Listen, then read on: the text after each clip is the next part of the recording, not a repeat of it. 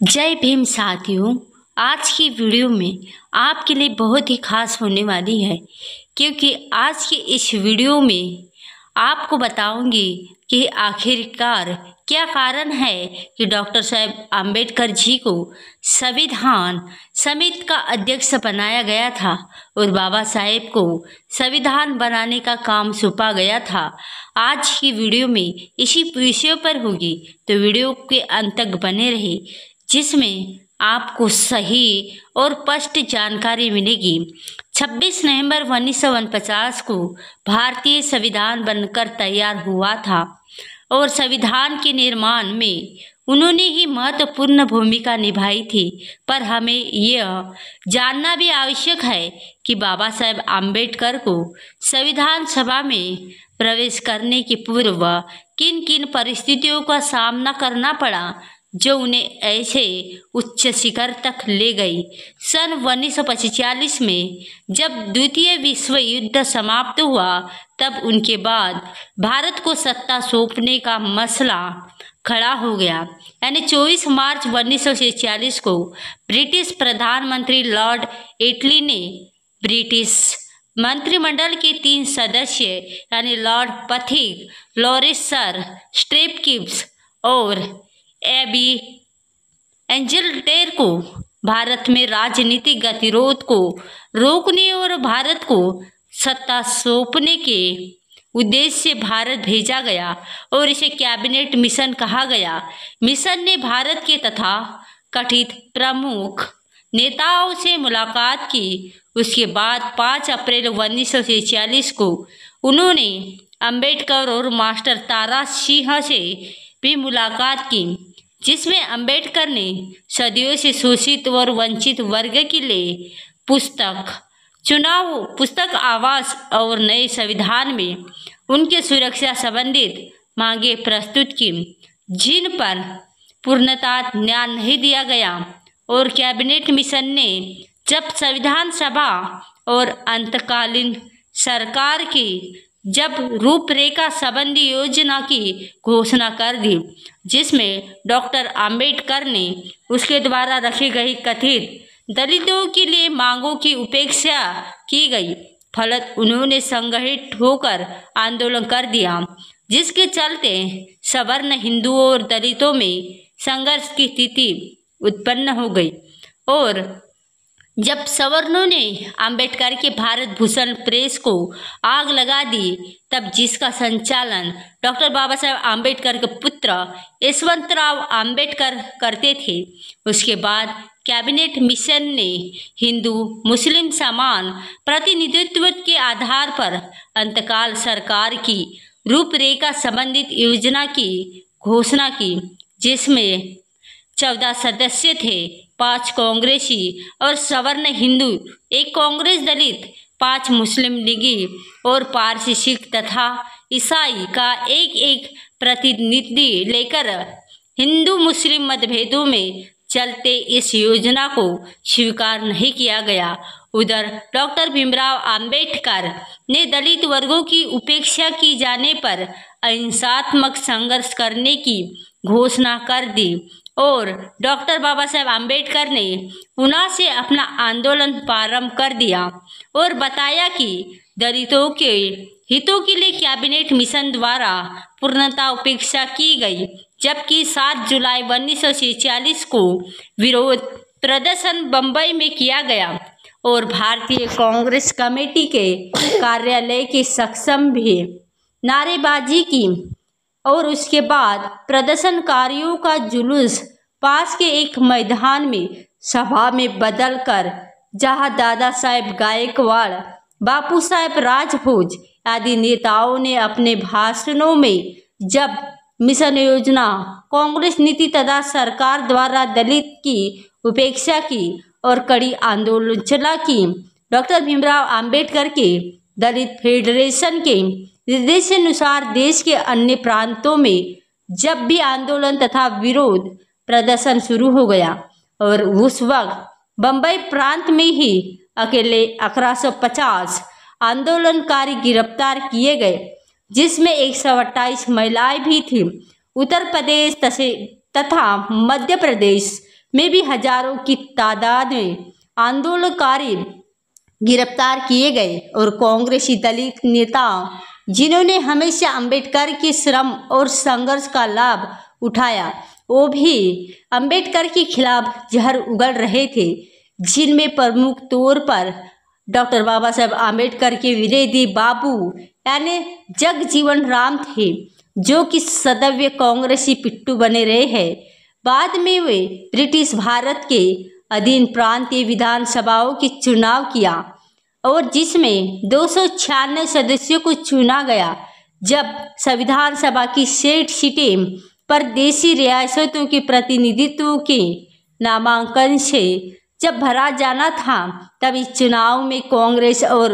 वामपंथियों ने गठजोड़ कर डॉक्टर अंबेडकर और उनकी शेड्यूल कास्ट फेडरेशन को बम्बई में हरा दिया। सरदार पटेल के निर्देशानुसार जब बीजी खेर के नेतृत्व यानी कांग्रेस में यह सुनिश्चित किया गया कि अंबेडकर बम्बई से चुनकर जब संविधान सभा में किसी भी हाल में ना पहुंच पाए, इसके बाद सबसे अहम मोड़ तब आया जब बंगाल से जोगेंद्रनाथ मंडल ने उन्हें बंगाल से चुनाव लड़ने के लिए आमंत्रित किया और डॉक्टर भीमराव अंबेडकर ने जब बंगाल विधानसभा परिषद से अपना नामजदगी पत्र भरा और अनुसूचित जातियों को लिए अलग से कोई स्थान न होने के कारण हिंदुओं के साथ जोड़ दिया और 27 हिंदू और जब 33 मुस्लिम प्रतिनिधियों को ये चुनाव होना था। डॉक्टर भीमराव अंबेडकर के लिए ये चुनाव जीवन मरण का एक सवाल बन चुका था, जबकि बंगाल में उनके साथ बुद्ध सिंह, कपाल सिंह, बच्चू सिंह और जोगेंद्रनाथ मंडल ने जमकर मेहनत की थी। यहाँ भी कांग्रेस ने उन्हें हराने के लिए जिमदौड़ पूरी जमखम लगा दी थी और जब 20 जुलाई 1946 को जब परिणाम घोषित हुआ, तब तो शहर नाच उठा था और आए उनके शुभ चिंतकों का भांगड़ा शुरू हो गया और ढोल पर ताबड़तोड़ डंडे बरस रहे थे और जब चारों तरफ उनकी जय जयकार के नारे गूंज रहे थे, क्योंकि अंबेडकर एग्लो इंडियन के सदस्य, निर्दलित दलित सदस्य और संभवतः मुस्लिम लीग के सदस्यों की मदद से चुनाव जीत गए थे। डॉक्टर अंबेडकर ने ये विजय दलित वर्ग की विजय बतलाई और इसके लिए सबको धन्यवाद भी दिया और कहा कि मैं रक्त की अंतिम बूंद तक अपने लोगों के लिए, उनकी हितों के लिए और उनके अस्तित्व के लिए काम करता रहूँगा। और संविधान सभा में पहुंच जाने के बाद भीमराव अंबेडकर ने राष्ट्रीय घोषणा पत्र आदि तैयार करने में कांग्रेसियों के साथ मिलकर काम किया और जब साथ ही उन्होंने अपने काम से कई सदस्यों को प्रभावित भी किया, लेकिन कांग्रेस ने जब फिर भी एक कुंडल चाल चलकर जरूस खुलाना जहां से अंबेडकर चुनाव जीते थे, उसे पूर्वी बल्द को दे दिया और जिसके कारण अंबेडकर पाकिस्तान संविधान सभा के सदस्य बन गए। विभाजन के लिए तय नियमानुसार बंगाल प्रांत के जिस निर्वाचन क्षेत्र की आबादी 50% से ज़्यादा हो गई और पाकिस्तान पूर्वी बंगाल को दिया जाना चाहिए था, जबकि जसूर खुलना में मुस्लिमों की आबादी अत्याचारित प्रदेश ही थी, जिसके कारण अंबेडकर को वहां से इस्तीफा देना पड़ा और डॉक्टर भीमराव जी अंबेडकर ने इस विषय से संबंधित प्रधानमंत्री से मुलाकात की और जब उन्होंने कांग्रेस के द्वारा चली गई कुस्तिम चाल से अवगत कराया, जबकि ब्रिटिश सरकार ने इसे गंभीरता से ले लिया, क्योंकि वह भी समझ गए थे कि भीमराव अंबेडकर को रोकना मुश्किल है। वह पहले से ही कैबिनेट मिशन की योजना से असंतुष्ट थे और इस बार तो उनके साथ सीधा सीधा अन्याय किया जा रहा है, जिसके चलते ब्रिटिश सरकार ने नेहरू को सूचित किया कि जयसूर खुलना को भारत में रहने दिया जाए अथवा डॉक्टर बाबा साहेब अम्बेडकर को किसी भी हाल में अन्य स्थान से संविधान सभा में भेजने की व्यवस्था की जाए। इस तरह तमाम दबावों के कारण चलते कांग्रेस के उन्हें संविधान सभा में उन्हें बम्बई से चुनकर भेजना पड़ा। इसके अलावा 1946 के कार्यकाल में संविधान सभा के कुछ सदस्य जो उनके ज्ञान से परिचित हो गए थे वह उनके साथ काम करने के इच्छुक थे। डॉक्टर बाबा साहेब आम्बेडकर की पुस्तक यानी स्टेटस एंड माइनॉरिटीज, जिसकी रचना उन्होंने संयुक्त गणराज्य के संविधान के रूप में की गई थी, इसकी प्रतियां भी संविधान सभा में सभी के पास पहुंच चुकी थी,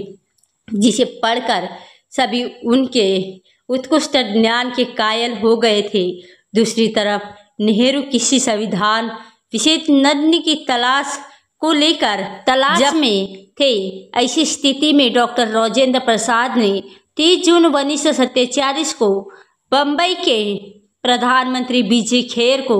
पत्र लिखकर संविधान सभा में डॉक्टर आम्बेडकर का चुनाव जब सुनिश्चित करने का निर्देश दिया, तो इस पत्र में उन्होंने अन्य बातों के अलावा हमने ये भी अनुभव किया कि संविधान सभा और विभिन्न समितियों से जिनमें उन्हें नियुक्त किया गया, दोनों जगह डॉक्टर भीमराव अंबेडकर के काम का स्तर इतनी उच्च कोटि का रहा है कि हम उनकी सेवाओं और स्वयं को वंचित नहीं कर सकते। जबकि जैसा कि आपको पता है वह बंगाल से चुने गए थे और उस प्रांत के विभाजन के कारण अब वह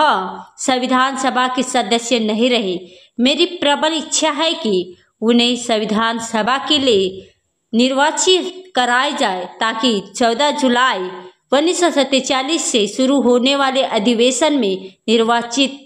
होकर संविधान संरचना में योगदान दे सके। उसके बाद सरदार वल्लभ भाई पटेल, जो कि अंबेडकर को संविधान सभा में घुसने की भी नहीं देना चाहते थे, लेकिन उन्होंने भी अपना रवैया बदला और खेर को फोन करके अंबेडकर का चुनाव सुनिश्चित करने के लिए शीघ्र कार्रवाई करने को कहा। बाद में 19 अगस्त 1947 को जब संविधान सभा में संविधान प्रारूप समिति का गठन किया, जिसमें डॉक्टर भीमराव अंबेडकर को प्रारूप समिति का अध्यक्ष बनाया गया, इसमें उनके योगदान की प्रशंसा करते हुए कहा था कि अक्सर डॉक्टर भीमराव अंबेडकर को संविधान निर्माता कहा जा रहा है। वे अपनी तरफ से कह सकते हैं कि उन्होंने बड़ी सावधानी से और कष्ट उठाकर संविधान बनाया है। उनका बहुत महत्वपूर्ण और रचनात्मक योगदान है। यानी 26 नवंबर 1949 को आखिरकार डॉक्टर अंबेडकर ने भारतीय संविधान को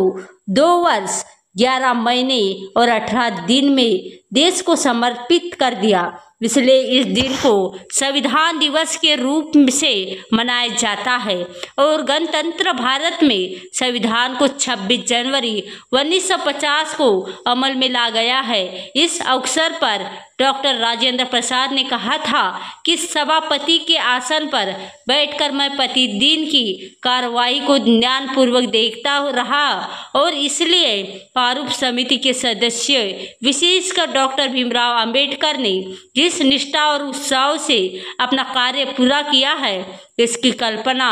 और जब अध्यक्ष नियुक्त करने से बढ़कर कोई और अच्छा हम दूसरा काम ना कर सके, उन्होंने अपने चुनाव को न केवल न्यायोचित ठहराया बल्कि उस काम में क्रांति का योगदान दिया, जिसे उन्होंने संपन्न किया है कि निश्चित तौर पर बाबा साहेब आम्बेडकर ने जब संविधान बनाने में बहुत परिश्रम किया था, हालांकि वह इससे भी बहुत अधिक चाहते थे, पर उन्होंने हमें एक ऐसा संविधान दिया जो